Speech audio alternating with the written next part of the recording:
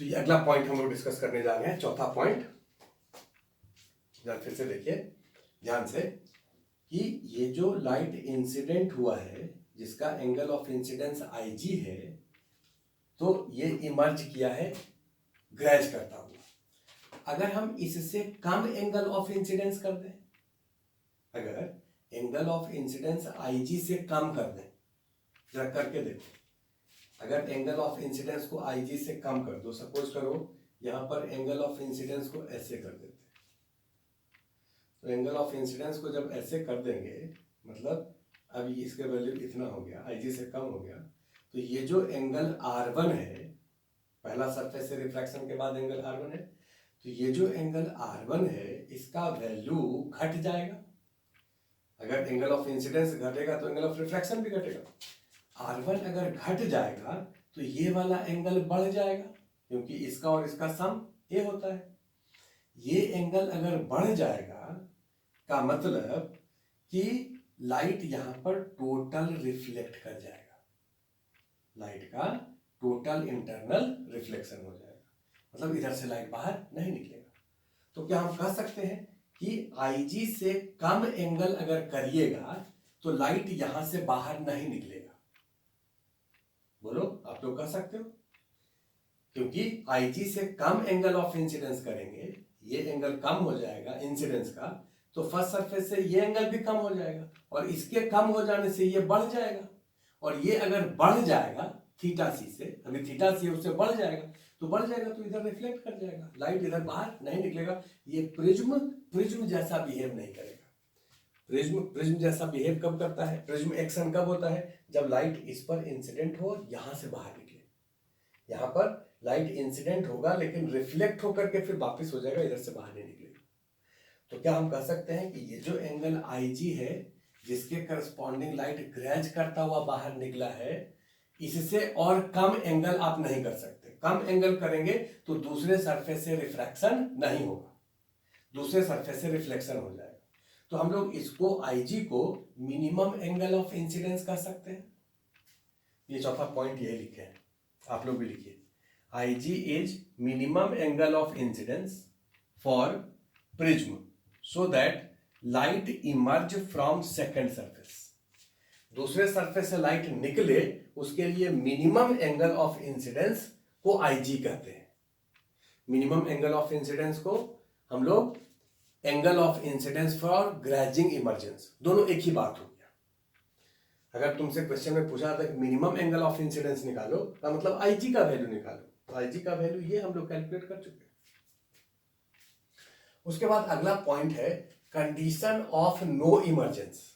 अगर यहां पर लाइट इंसिडेंट हो और इधर से बाहर नहीं निकले किसी भी हाल में, तो उसका क्या कंडीशन होगा, ये हम लोग पता करने जा रहे हैं। तो कंडीशन ऑफ नो इमर्जेंस, इस बात को जरा देखिए। अगर सपोज करो कि ये IG का वैल्यू है, ये एंगल कितना है, ये जो रेड वाला है वो IG पर इंसिडेंट हुआ है, उससे कम एंगल पर अगर इंसिडेंस होगा तब तो इधर से लाइट बाहर नहीं निकलेगा। अगर यहां से यहां तक लाइट इंसिडेंट होता है तब तो इधर से बाहर नहीं निकलेगा। अगर इस IG का वैल्यू 90 से ज्यादा हो जाए, ये IG का लास्ट वैल्यू कितना हो सकता है, 90। IG का वैल्यू लास्ट कितना हो सकता है, 90। क्या 90 से ज्यादा हो सकता है, नहीं हो सकता है। तो IG का वैल्यू 90 से ज्यादा अगर हो जाए तो इसका मतलब इमरजेंस नहीं होगा, क्योंकि IG का वैल्यू 90 से ज्यादा नहीं हो सकता। IG का लास्ट वैल्यू कितना होगा, 90 होगा। तो लाइट बाहर नहीं निकले इसका कंडीशन होगा IG ग्रेटर देन 90, ये कंडीशन,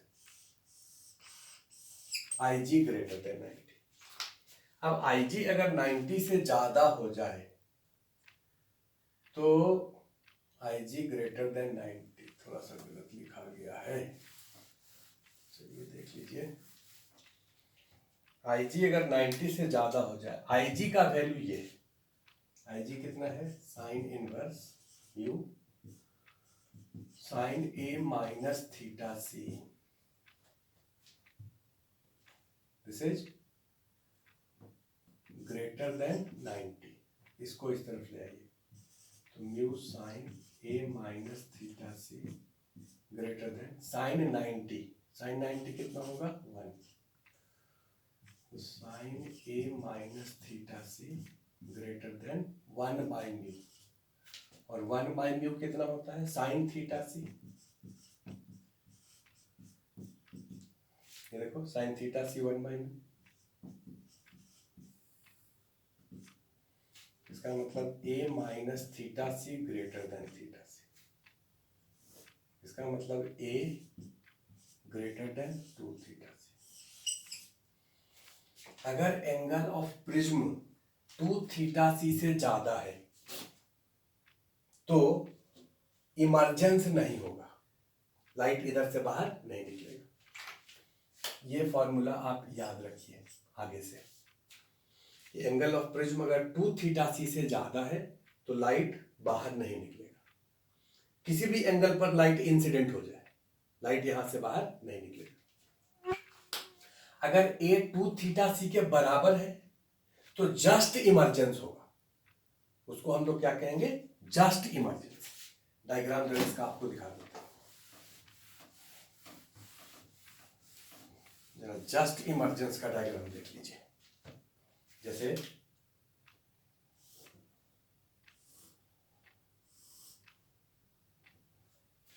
ये ए है और लाइट ऐसे इंसिडेंट हुआ,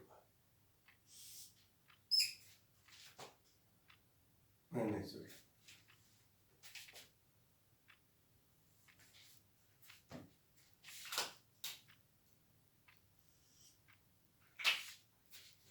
यहां पर लाइट सपोज करो ग्रेज करता हुआ इंसिडेंट हुआ है, रिफ्रैक्ट हुआ और फिर ग्रेज करता हुआ बाहर निकला है। इस वाले पॉइंट पर ये लाइन नॉर्मल है, इस वाले पॉइंट पर ये लाइन नॉर्मल है। अभी ये जो प्रिज्म है ये प्रिज्म जैसा एक्शन कर रहा है, क्यों कर रहा है, क्योंकि इस सरफेस पर लाइट इंसिडेंट हुआ है और यहां से लाइट बाहर निकला है। एक रिफ्रैक्टिंग सरफेस पर इंसिडेंट हो और दूसरे रिफ्रैक्टिंग सरफेस से बाहर निकले तो ये प्रिज्म का एक्शन कर रहा है, ये प्रिज्म जैसा बिहेव कर रहा है। अब बताओ कि ये वाला एंगल अगर 90 है तो ये कितना होना चाहिए थीटा सी, ये एंगल अगर 90 है तो ये कितना होना चाहिए थीटा सी, ये थीटा सी प्लस थीटा सी 2 थीटा सी कितने के बराबर ए के बराबर।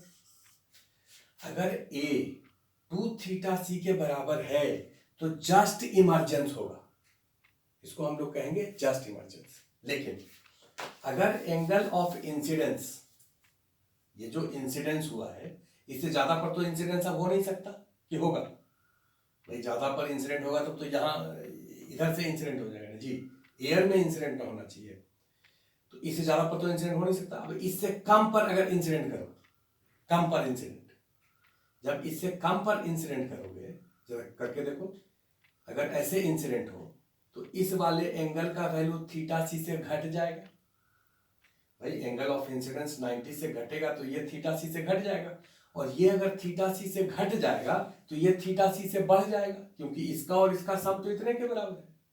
तो ये अगर थीटा सी से बढ़ जाएगा तो लाइट इधर ही रिफ्लेक्ट कर जाएगा। इसका मतलब इससे कम एंगल पर इंसिडेंस जब होगा तो इधर से इमर्जेंस नहीं होगा। ये एक ही एंगल है जिसमें कि इमर्जेंस हुआ, और वो कब होगा जब ए थीटा सी होगा। अगर ए का वैल्यू 2 थीटा सी से ज्यादा हो जाए, तो जब ज्यादा हो जाएगा 2 थीटा सी से, तब किसी भी एंगल पर 90 पर भी इंसिडेंट होगा तो बाहर नहीं निकलेगा। तो ये कंडीशन होता है नो इमर्जेंस का, ये कंडीशन है जस्ट इमर्जेंस का, जस्ट इमर्ज कर रहा है केवल एक एंगल पर। अब यहां पर एक लास्ट पॉइंट जो डिस्कस करना है, लास्ट पॉइंट को भी हम लोग डिस्कस कर ही ले। लास्ट पॉइंट हमको ये डिस्कस करना है कि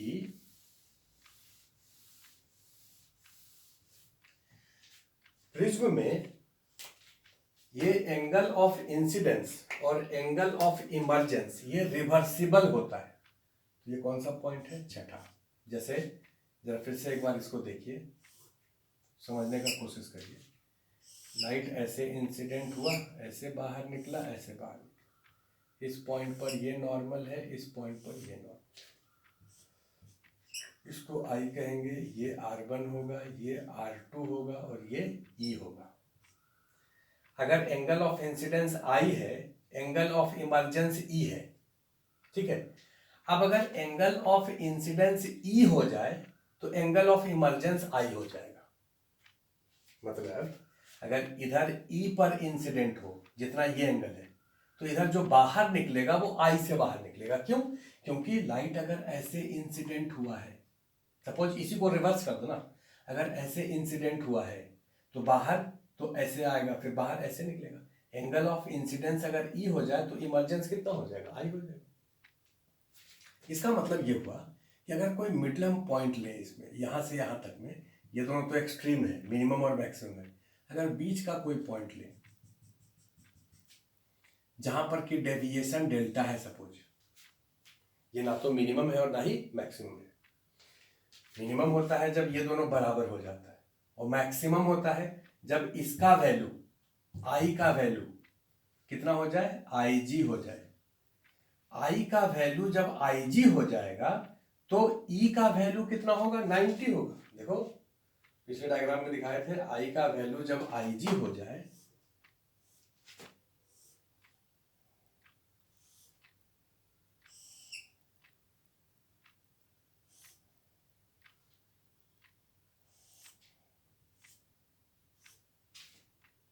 ये एंगल IG है, तो ये एंगल कितना है? 90 है।